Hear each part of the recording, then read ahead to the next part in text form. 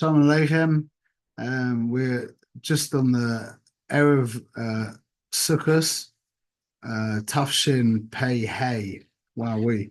And this Torah is it's really it's from Sefer Yoina, but it gives us a very very deep insight into what Sukkot is, and really by way of that, it teaches us what Yiddishkeit really is in a very deep way, and it's very practical and it's very beautiful.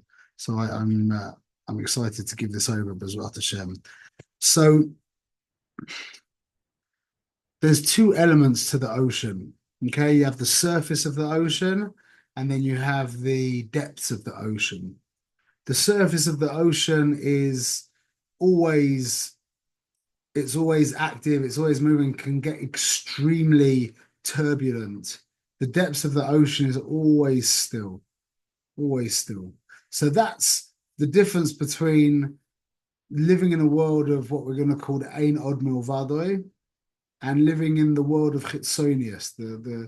And it makes sense that the Chitzonius world, the outer world, the external world, this is the surface of the ocean that is always different and a lot of the time choppy and scary. Whereas the depths of the ocean are always still, they're always the same. So that's Ein Od Milvado. A man who's connected to the external level of the sea, the surface of the sea, he is affected by the things of this world very deeply. And that's really what was going on with Yonah. Everything we're going to say right now is we're learning about Yonah Hanavi Alpi Al Derech Musa. I'm not saying anything about him as an actual person. We can't be mussing these people of, we can't be mussing the door of the Baal Shem Tov, Kal V'chomer, the Tanoim, Kal V'chomer, the Nevi'im. So we're not talking, we're just talking Al Derech Musa. But when Hashem turned around to Yonah and said, I want you to go and deliver this message to Nineveh, he ran off because he was scared. Why did he run off? Because he had an opinion on the matter. You see, a person who's connected to the depths of the ocean, a person who's connected to Ein Od Milvado, when the Ribbono Shel Olam says jump, you jump. I don't have an opinion. There's no me here. There's just you, Ribbono Shel Olam. So the fact that Yonah said to Hashem, or he didn't really say it to Hashem, he tried to run off and get away from having to do what Hashem had asked him to do, that was a sign that he was connected to the Chitzonius of the world. So what was the tikkun? The tikkun was that they threw him overboard into the ocean. And he was swallowed by the fish, and he spent 3 days in the depths of the ocean, learning the inyan of Ein Od Milvado. That was what was taking place inside the fish when he was in the depths of the ocean. So it's very interesting because I've been using now the AI with different gematrias to find amazing things. And so it's very interesting because Ata Hareis Ladas Ki Hashem Hu Elokim Ein Od Milvado. Yeah, now we can do searches for massive gematrias. We don't have to just look up single words. So the gematria of Ata Hareis Ladas Ki Hashem Hu Elokim Ein Od Milvado is 1,898. And I looked it up, and I almost fell off my chair because it links up with 1 minute what we say every day in Shir Shoyam, which is Tohoimois Yechas Yumu. The deep waters covered them. Yardivim Solos Kamoy Oven. And they went down into the depths like a stone. That's what I thought. 1,898. And I recommend you doing this, like playing around. There's a website that I use called what's it called? It's called torahcalc.com. It's amazing. And you can discover all kinds of, I mean, I can imagine the Hasid, the tzaddikim of previous doros would have fainted at this, fainted literally at the wonder of this. So that was amazing. Ata Reza Das, Ki Hashem Elokim Einod Milvado, which is the Inyan of the Oimek of the ocean, is the same gematria as to Hoimois Yechasyumu, the deep waters covered them. It's talking about the paro, the yeah, Yadum Sodas of oven, and they went down to the bottom like a stone. They fell down like a stone. And I wanted to say there's a kind of negative that's it portrays the depth of the ocean here in a negative. It's a consuming way. I know it consumed the Rishayim, but still this is where we want to go with this. So Yonah went into the belly of the fish for 3 days. And if you listen to his dialogue at the end of this experience, it's all about I. I'm not going to read through the whole thing again, but he's using he's speaking a lot in first person, and at the end, it's like he haps something very deep that we know that the only way of avoidance Hashem begins with making and keeping promises. The whole inyan of Nadarim. And he makes a neder, he makes a shavua, but his shavua was al manas that Hashem should save him from the fish. That was what the lashon is in the pasuk. You can look it up. It's pasuk. It's Beis pasuk Yud. Va'ani b'kol toida ez b'cholacha asher nadati ashleima Yeshua Salah Hashem, which means basically the way the Meforshim explain that is that I should be zeicha to a Yeshua. Now those are the words of somebody who isn't in the depth of the ocean trying to connect to Einod Milvadoi.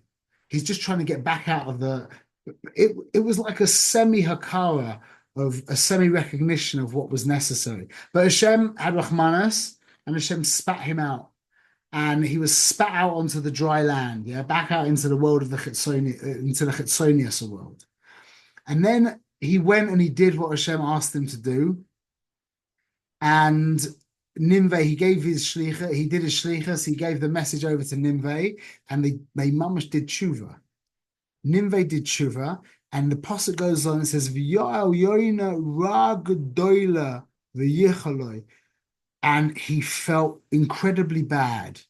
He had this tremendous depression, whatever you want to call it, because Ninveh did tshuva.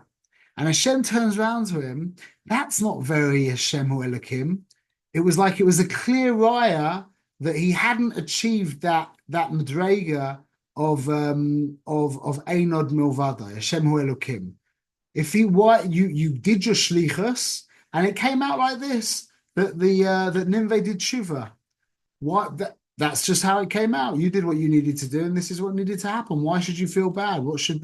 Why should that affect you? You should be Shavisi Hashem Lenegdi Samid. You should be aligned. You should be stoic in your this world shouldn't move you. That's the thought of Einod Milvadri. Yeah. So Hashem turns around to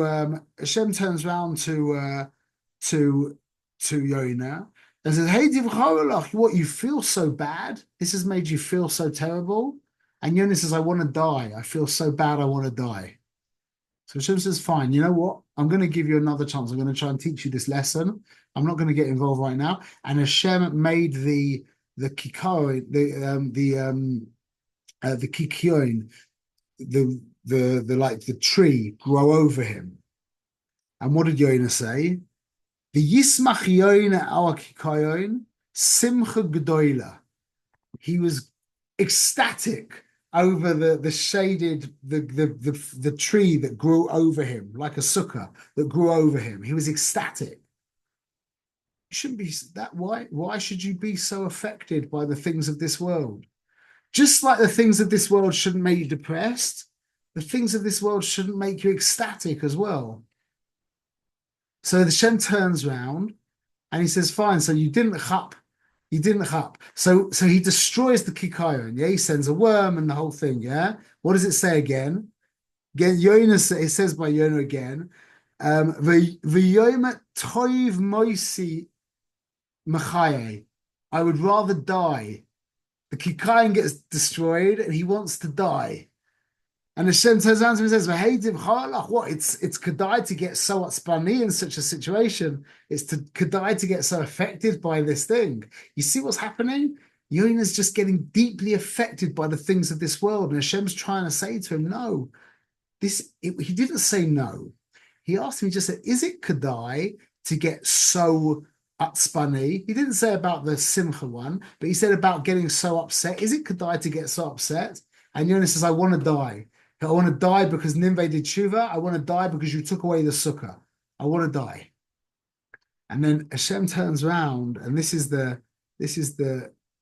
how everything changes. And this is where we learn what Yiddishkeit is. Hashem turns around and says, "Va'ani loy, achois al Ninveh ha'er ha'gedola." What, just like that you had a big tsar over the destruction of this sukkah that came over you, I shouldn't have a big tsar over Ninveh getting destroyed.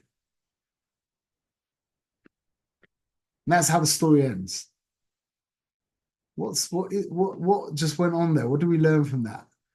So I think you can say that, see, the inyan of Einod Milvadoi is very important, but it doesn't end there for a Jew.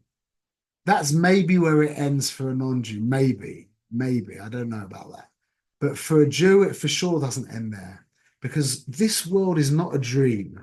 We said this many times, but in the West, the difference between everything that I've learned about the Eastern religions, which isn't a lot, but it's enough to know a little bit, and Yiddishkeit is one word, chaloim, dream. In the Eastern literature, this world is called a dream, maya, confusion, over and over and over and over and over again. Yeah, it's called a dream in the fabric of the creator's mind. I have never, literally never, and it's bahashkacha, I've never seen in all of my learning, in the Kabbalah that I've learned, in the Nigla that I've learned, in the Agaritas that I've learned, in all the Hasidus that I've learned, I've never seen this world referred to as a dream. It's referred to as a taiva, a thought, a word, a game, or like a pleasure, but never a dream. And this is the ultimate chiluk. This is what Yiddishkeit is bringing to the world. This world is not a dream, because a dream smacks of mikra, of happenstance. This world's bichlal, not happenstance. This world is real mamash. This world's as real. You could even say, in truth, this world's as real as the Rabbeinu Shalom, because it's the Rabbeinu Shalom making this. What he wants this world to be. So it has his reality. It's a dependent reality, but it's living off his reality. It's not like a dream that just happens to you. It's the exact opposite. It's a purposeful creation, and it's been created so that we can affect it. And that's the point, is that the Jew has to be connected to the depth of the sea and to the surface of the sea at the exact same time. And to know that the surface of the sea is actually not something different from the depths of the sea. It's the same ocean. It just takes on an apparent form, but it's no different. The water at the surface of the sea is the same as the water in the depths of the sea. And the Jew needs to know that really there isn't a chiluk between Olam Haza and Olam Haba. That really what we call Yichuda Elah, yeah, which is the ultimate level of unity, which we would call the oimek of the sea, is not something separate from Yehuda Tatar, which is the organizational unity of this world, which is the surface of the sea. And the Jew is the being that can fuse those two things together. Either a person can end up getting lost in the Yehuda Tatar and start thinking that all the disparate, separate parts of this world, the fragmented parts of this world, are not connected with a unified Ratzon, a unified will. Or he can get lost in the Einod Milvadoi and think that this world is a complete nothing, and all our job is to get away from this world completely and to just completely disconnect. There might be a need for that at some level, at some point in our Avodah, but that's definitely not what that's just a complete means to an end. But the Jew is the being that was created to bridge Yehuda Ilah and the Yehuda Tata. In truth, to bring the Yehuda Ilah, the absolute unity of reality, into the which would be called the Yehuda Tata, bringing it into the Tachtoinim. That's called the Dira B'Tachtoinim. That's called Yehuda Tata. When we bring down the unified Ratzon of Hashem into all the disparate halakim of this world, all the fragmentation, all the apparently independent pieces of this world. And that's why that pasuk that we just brought before, it smacks of negativity, because the thought of Einod Milvadoi, the basic mashmaos of Einod Milvadoi, is just as it is that this world is not a manda ama. This world is not a reality, and it's just about being immersed in the sea. And that's why the final revelation that Yeshaya speaks about, Asid Lavoi, is ki kimloi haaretz deya es Hashem kamayim liyam machosim, that the world will be filled with water like the sea is filled, like the sea is covered, meaning that the oimek of that still central Yehuda Ilah is going to be merged with the landscape of this world, and neither of them are going to be given away. And now this is the real point. So then, what's with the simcha? What's with the simcha of the sukkah? Zman simcha seinu, yeah? And this is really important. Okay, that the sukkah geschmack. Who doesn't love sitting in their sukkah? You've got the air, you've got the light pouring down, you've got all the decorations, you've got that feeling of like this world is not really what it seems, and I'm so mechan Hashem, and the feeling of the sukkah is geschmack, yeah. But that's not the simcha. The simcha is the simcha shel mitzvah, and that's why it says that the goyim. I can't remember which in the Gemara. I can't remember which Gemara it is. I could find it, but it'll take a while. That the goyim, when Hashem, they asked for one mitzvah, and He gave them the mitzvah of sukkah. Is it in sukkah? Is it more sukkah? I don't think it is. Anyway, the goyim asked for their one mitzvah, and He gave them sukkah. Maybe it is. And He made the sun shine bright, and they went out and they kicked the sukkah. Why? Because they were connected to the chetzonius of the chetzonius of this world, which was the actual sitting in the sukkah, the pleasure of the sitting in the sukkah. Now enjoy it. Enjoy your sukkah. Mamash, enjoy it. Love it. But that's not the real simcha. The simcha of the sukkah is the mitzvah of being leishev b'sukkah, which means when Hashem brings out the sun or brings down the rain, yeah, and we have to leave the sukkah. Now we have the simcha of another mitzvah, the simcha of leaving the sukkah when there's a tsar. So there's two levels to the surface of the ocean. There's the mamash surface, which is the things of this world, and they're not meant to affect you. But then there's just under that surface, which is the real world, which is the mitzvah element of this world. Because in the world of Einod Milvado, mitzvahs aren't available. There is no mitzvahs in the world of the Echad, Yachid, and Miyuchad, the world of Yehuda, the world of Yehuda Ilah. But in this world, you've got the actual graphics of this world.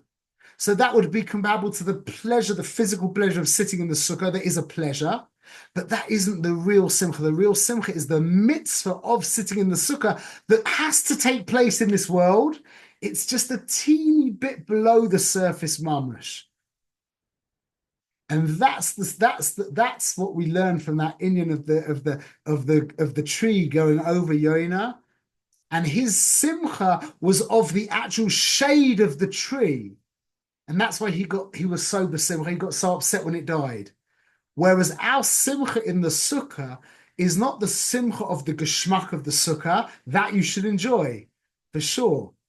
But the actual simcha is the inyan of the mitzvahs, being able to be over the Shem in this world mamash by sitting in his sukkah, which is the inyan of mitzvahs. That's the inyan of makif, because mitzvahs are, are lavush, they go around you. And that unifies every single Jew. Because you could be sitting in your sukkah with Rabbi Eliashiv, with the Rambam, with Rabbi Akiva, with Moshe Rabbeinu, and you're all makayim the mitzvah in the exact same way.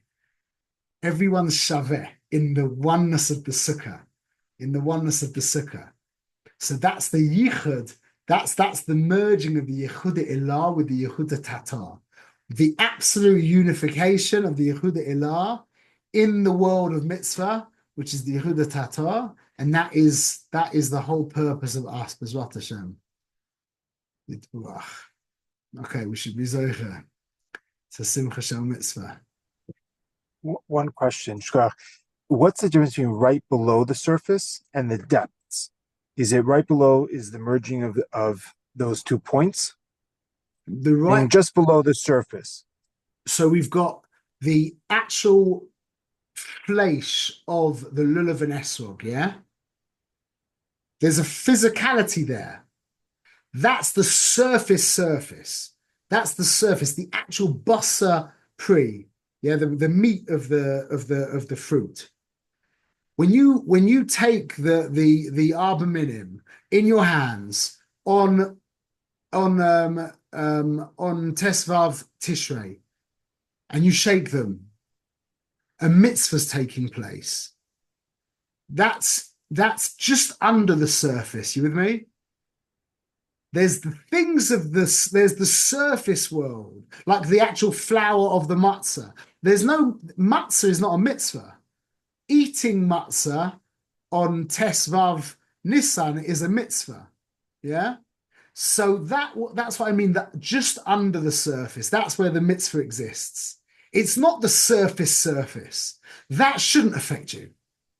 That you shouldn't be affected. If someone scratches your car, that shouldn't affect you. Unless you need to, it shouldn't affect you. You might need to give him tochocha. You might have other mitzvahs involved there. But we're looking for the mitzvah in Olam Hazeh. The mitzvahs aren't, you can't be makayim the mitzvahs in the world of the yichud, because you need the parts of the world to do the mitzvah. So that's what I mean, just under the surface. Is that clear? But the real takeaway is when we're in the sukkah is enjoy the sukkah, enjoy it, love it. But that's not the simcha. The simcha is not the geschmack of the sukkah. The simcha is the mitzvah of yeshivas sukkah, of leishev sukkah. That's the simcha, that we can do mitzvahs. That should blow our head off. We should just be screaming that from the rooftops. The fact that there's the ability to serve the Ribono Shel Olam is mind-blowing. It's amazing. It really is. You just need to think about, just like you can get through the allure of money in about 5 to 8 seconds of lucid thinking, literally. It's just we don't have 5 to 8 seconds anymore, but maybe 5 to 10 seconds, yeah, is enough to be able to break through the klipa of money. I think about 10 to 15 seconds is enough to blow out of your mind the thought that you can actually serve God, you can actually do something meaningful for reality. That's pashat, mind-blowing. B'ezrat Hashem. Okay, I'm going to repeat this in the sukkah, I hope. Okay. Michael Zygazin, have a good Chag. Bye.